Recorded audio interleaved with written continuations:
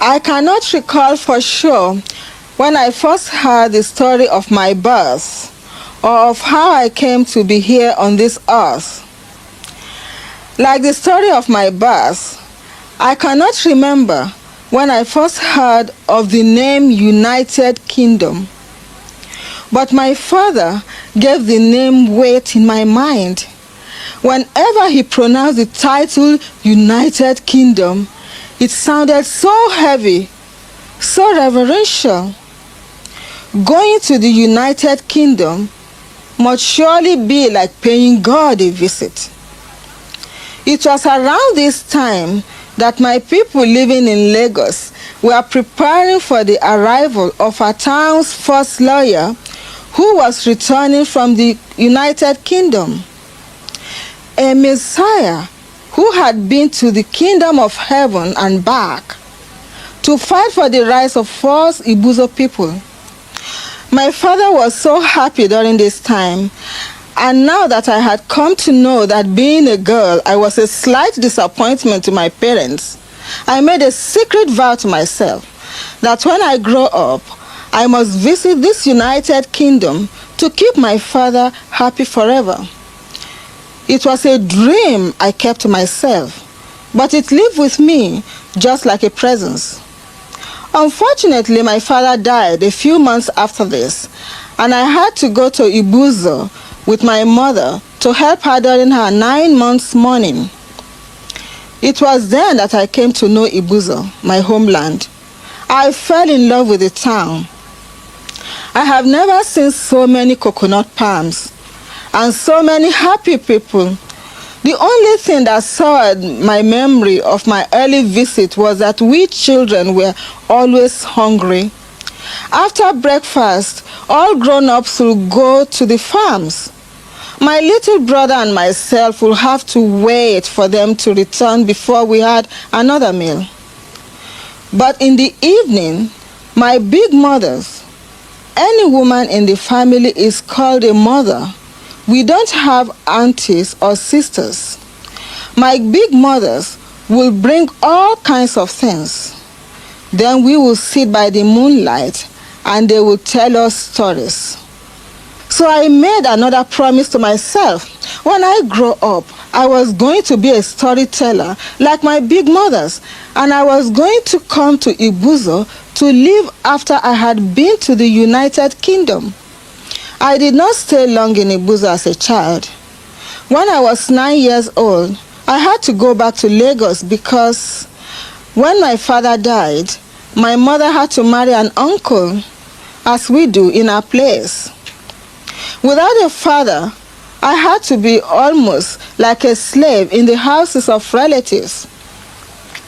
But my mother won an argument about letting me go to school for a while because she knew how much I wanted to.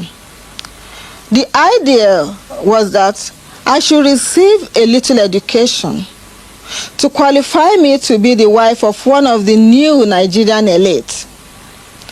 But I had other plans.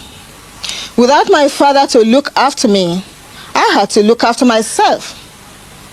Secretly, I sat for a scholarship exam and I won it. So I ran away to a missionary school because if I've stayed at home, I would have been forced to marry when I was only 12. My mother did not understand and started calling me a bad girl. How was I to tell her that I wanted to come to the United Kingdom, that I wanted to tell stories, and that I wanted to come back to Ibuza, which had by now assumed the image of paradise? I stayed at school until I was 15, and then I could no longer avoid family pressure. I married the first boy I loved, a dreamy local boy who thought he could make it big in the United Kingdom too. At the convent school, we were told that prayers could move anything, and I believed in miracles. I found a job as a publicity officer at the American Embassy in Lagos. I worked hard and saved enough money to take us to England. He would come first, find a job and somewhere to live, and I would follow later. I was almost 18, a mother of 2 children, both under 3, when my dream finally came true. I was on the deck of the Oriole, headed for England. 13 days later, the children's nurse on the ship came into my room and bubbled, "Have you seen it? Have you seen Liverpool?" I ran up to the deck. If I had been Jesus, I would have passed England by. "Why do we have to live in this dump?" I cried when I saw the single room my husband had got ready for us.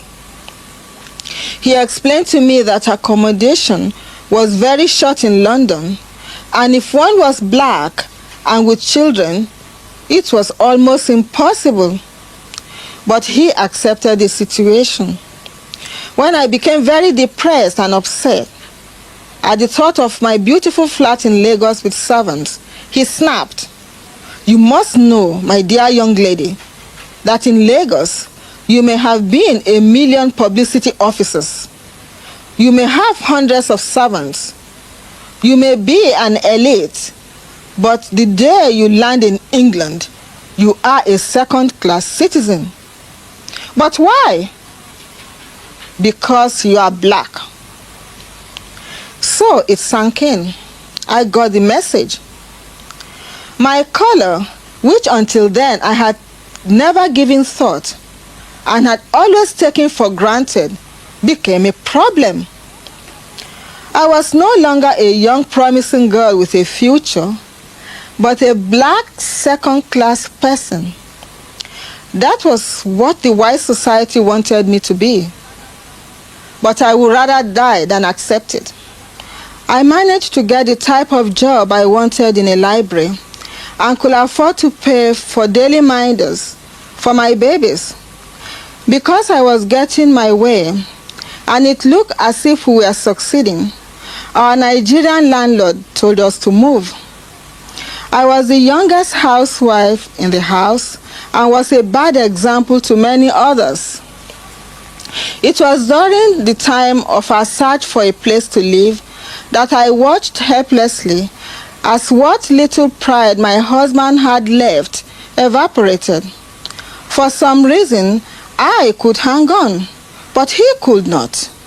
We eventually found a place, but by then he had become disillusioned. He became violent against me and against his children, but he found comfort when he became a Jehovah's Witness. But I refused to join their church. I knew the marriage was at an end. So now the children were my responsibility, and I had to leave my job to look after them. It was then that I descended to the lowest ebb. Because of my blackness, and because I was alone, and because I was young, and because I had 5 children all under 6, I was given one of the worst flats imaginable in the whole of London. I had to accept this because I needed a place to collect myself, to find my lost confidence and my shaking belief in me. I made a few friends among my neighbors. I was able to watch them in their survival war. But I always knew that I would soon leave what I call the ditch in one of my books. I went back to college to read for a degree so that I still had time to look after my young children. And in my second year, I started writing for magazines and newspapers. And this led to my first book being published in 1972. With my second book, Second Class Citizen, my writing career became established. I knew I had finally made it in the UK, but it was still not home. Home to me meant Nigeria and Ibuza, and I knew that one day I must return. In 1980, I got a job in a Nigerian university after 18 years in the UK. I secretly kissed the Lagos earth when I arrived. But my joy did not last. 18 years is a long time. Nigeria had changed and I had changed too. The Lagos of my childhood had gone. What was left was this confusion of a place, almost like New York. The people seemed slow, the streets dirty, and I felt the old community lost. Then I went to Ibuza, and this was the greatest blow of all. The landmarks were still there, but it was not the same place. Horrid-looking monstrosities had been built over the places we used to play. I went to my mother's grave and I felt a little kind of chill. My people were happy to see me, but most of my big mothers had died during the BIAFRA War. Now there were new mothers from a new generation. I realized that even though I had gone to live so far away, I had become a big mother too. Part of my soul will be in Ibuza forever. But I wasn't happy at the university.